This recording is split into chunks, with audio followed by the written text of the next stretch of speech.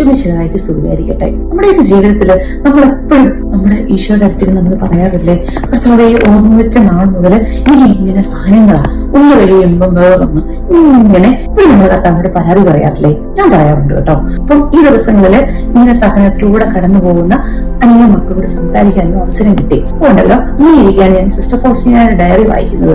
Sister ഫൗസ്റ്റീനയുടെ ഡയറിക്കകത്ത് ഖണ്ഡിക 1487 കരുണാകരനായ ദൈവവും സഹിക്കുന്ന ഒരാത്മാവും തമ്മിലൊരു സംഭാഷണമുണ്ട്. ഈ സംഭാഷണം എന്നെ വല്ലാതെ സ്പർശിച്ചു. കാരണം എന്താ വെച്ചാല് നമ്മുടെ ഓരോരുത്തരുടെയും ജീവിതമാണ് ആ സംഭാഷണം. അതിനകത്ത് ഈശോയാണ് ആദ്യം ഈ ആത്മാവിനോട് സംസാരിക്കുന്നത്.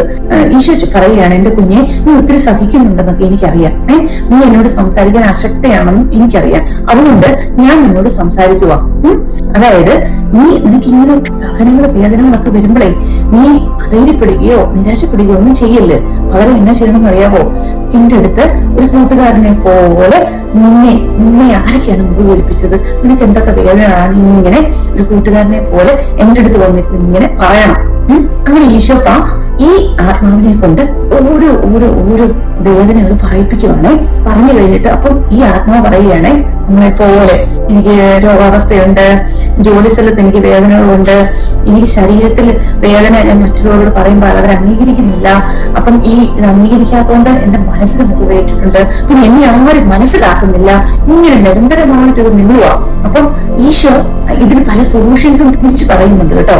അതിൽ എന്നെ സ്പർശിച്ചു 3 സൊല്യൂഷൻ ഞാൻ പറയാൻ ആഗ്രഹിക്കുക നിങ്ങളോട്. ഒന്നാമത്തെ കാര്യം ഈശോ പറയുന്നത് വെച്ചാൽ, നിരന്തരമായിട്ടുള്ള ദിവ്യകാരുണ്യ സ്വീകരണം സഹനത്തെ അതിജീവിക്കാനുള്ള കൃപ നിനക്ക് തരും. അപ്പൊ നിരന്തരമായിട്ട് നീ അടുപ്പിച്ചുള്ള ദിവ്യകാരുണ്യം സ്വീകരിക്കണം. ഒന്ന്. രണ്ടാമത്തെ കാര്യം ഈശോ പറയുന്നത് വെച്ചാൽ, സ്വർഗത്തിലേക്ക് പോകാൻ ഏറ്റവും ഐക്യം കുറഞ്ഞതും ഉറപ്പുള്ളതുമായ വഴി കുരിശിന്റെ വഴിയാണ്. അപ്പൊ നീ എന്താ ചെയ്യണമെന്ന് അറിയാമോ?